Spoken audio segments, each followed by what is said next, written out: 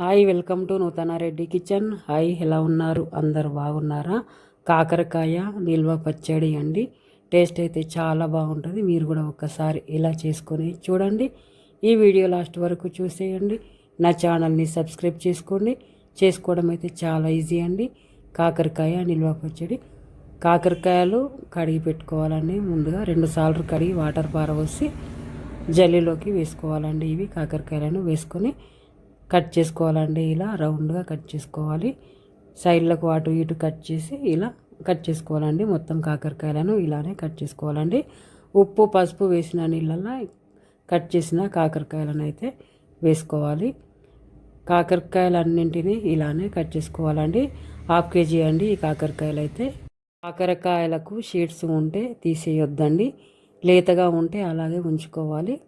కొంచెం ముదిరినట్టు ఉంటే తీసేయాలండి, అంతే. కాకరకాయలు ఎలాగైనా కట్ చేసుకోవచ్చు అండి. ఇలా రౌండ్గానన్నా కట్ చేసుకోవచ్చు. నేనైతే ఇలా రౌండ్గా కట్ చేసుకుంటున్నాను. కాకరకాయ పులుసులకు ఇలా పొడుగులా కట్ చేసుకుంటాం కదా, అలాగైనా కట్ చేసుకోవచ్చండి. మనకు ఎలా కట్ చేసుకోవాలనిపిస్తే అలా కట్ చేసుకోవచ్చండి.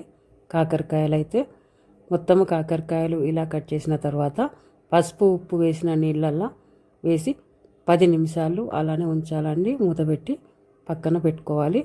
తర్వాత జల్లీలోకి వేసుకోవాలండి. 10 నిమిషాల తర్వాత ఇలా జల్లీలోకి వేసుకోవాలి. స్టవ్ ఆన్ చేసి స్టవ్ పైన కడాయి పెట్టుకోవాలండి. వేడిన తర్వాత కాకరకాయ ముక్కల్ని వేసుకోవాలి.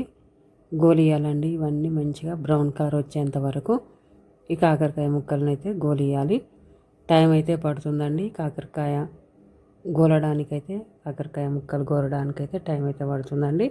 మీడియం ఫ్లేమ్లో బట్టి ఇవన్నీ కాకరకాయలని గోలించుకోవాలండి బ్రౌన్ కలర్ వచ్చేంత వరకు. కాకరకాయలు గోలియడానికి నూనె అయితే తక్కువ పోసుకోవాలండి. ఎక్కువ నూనె అయితే పోసుకోవద్దు. కొంచెం తక్కువనే పోసుకోవాలి. పోసుకొని ఇలా కలర్ వచ్చేంత వరకు గోలియాలండి. మంచి కలర్ వచ్చేంత వరకు ఇలానే ఫ్రై చేసుకోవాలి. కాకరకాయ నిల్వ పచ్చడికి అయితే ఇలా చేసుకోవాలండి ఫ్రై. ఈ వీడియోలో చూపిస్తున్నట్టుగా ఇలా చేసుకోవాలండి. ఇలా మొత్తము ఫ్రై అయిన తర్వాత వేరే గిన్నెలోకి అయితే ఇలా వేసుకోవాలండి. వేసుకొని అదే కడాయిలో మళ్ళీ పోపు పెట్టుకోవాలండి. జీలకర్ర ఆవాలు వేసుకోవాలండి. ఒక గడ్డ వెల్లుల్లిపాయలు పొట్టు తీసి పెట్టుకోవాలి.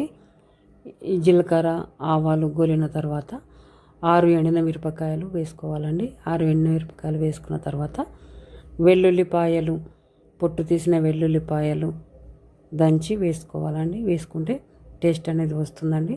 కాకరకాయ నిల్వ పచ్చడికి ఇలా దంచుకోవాలండి.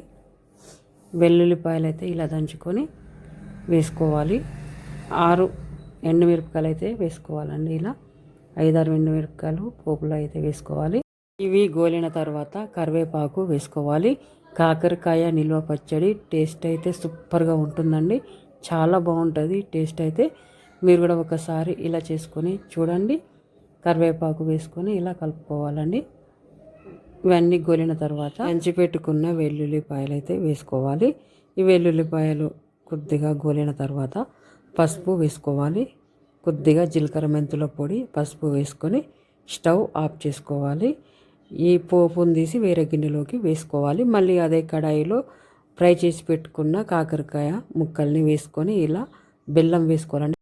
బెల్లము కరిగిన తర్వాత కారము ఉప్పు వేసుకోవాలండి. కాకరకాయ నిల్వ పచ్చడికి సరిపడా కారము ఉప్పు అనేది వేసుకోవాలి. ఉప్పు కారం అయితే కరెక్ట్గా వేసుకోవాలండి. కారం అయితే కొద్దిగా ఎక్కువ పడుతుంది. బెల్లం ఇష్టం ఉంటే వేసుకోవచ్చు, లేకపోతే లేదండి. బెల్లం వేసుకోవాలి అనుకుంటే తురిమి వేసుకోవాలండి. తురిమి వేసుకుంటే త్వరగా కరిగిపోతుందండి బెల్లము. ఇలా మొత్తం కలిసే విధంగా కలుపుకోవాలి. ఇలా మొత్తము కలుపుకున్న తర్వాత పోపు అనేది ఇందులో వేసుకోవాలండి. 1/2 టీ స్పూను జీలకర్ర మెంతుల పొడి వేసుకోవాలండి. జీలకర్ర మెంతుల పొడి వేసుకుంటే టేస్ట్ అనేది వస్తుంది. ఇలా పోపు మొత్తము వేసుకొని కలిసే విధంగా కలుపుకోవాలండి. చాలా బాగుంటుందండి టేస్ట్ అయితే. కాకరకాయ నిల్వ పచ్చడి ఎప్పుడు కావాలనిపిస్తే అప్పుడు పెట్టుకొని తినవచ్చండి. వేడి వేడి అన్నంలో చాలా బాగుంటుంది టేస్ట్ అయితే. నూనె సరిపోకపోతే కాగబెట్టి పోసుకోవాలండి. నూనె కొద్దిగా ఎక్కువ పడుతుంది. ఏ నిల్వ పచ్చడి అయినా సరే అండి, నిల్వ పచ్చళ్ళకైతే నూనె అనేది ఎక్కువ పోసుకోవాలి. ఇలా ఆయిల్ అనేది కనబడాలండి. ఒక 3 రోజుల వరకు అయితే ఆయిల్ ఇంకా మంచిగా పైకి వస్తుందండి. ఇలా మొత్తము కలిసే విధంగా కలుపుకున్న తర్వాత వెల్లుల్లిపాయలు వేసుకోవాలండి. లాస్ట్కి వెల్లుల్లిపాయలు వేసుకొని కలుపుకోవాలి. స్టోర్ చేసుకోవాలండి. ఇది గ్లాస్ సీసాలో అయితే ఇలా వెల్లుల్లిపాయలు వేసుకోవాలి. వేసుకొని మొత్తం కలిసే విధంగా కలుపుకున్న తర్వాత గ్లాస్ సీసాలోకి అయితే స్టోర్ చేసి పెట్టుకోవాలండి. ఎన్ని నెలలైనా పాడవకుండా ఉంటుందండి. స్పూన్లు అయితే 10 స్పూన్లు అయితే పెట్టొద్దండి. తలగకుండా ఉండాలి. చాలా బాగుంటుందండి టేస్ట్ అనేది. ఉప్పు తక్కువ అనిపిస్తే వేసుకోవాలండి. ఉప్పు కారం అయితే కరెక్ట్గా వేసుకోవాలి.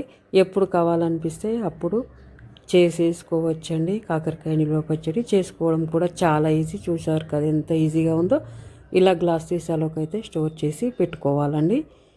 ఇలా పెట్టుకున్న తర్వాత ఫ్రిడ్జ్లో అయినా పెట్టుకోవచ్చు, బయట అయినా పెట్టుకోవచ్చు.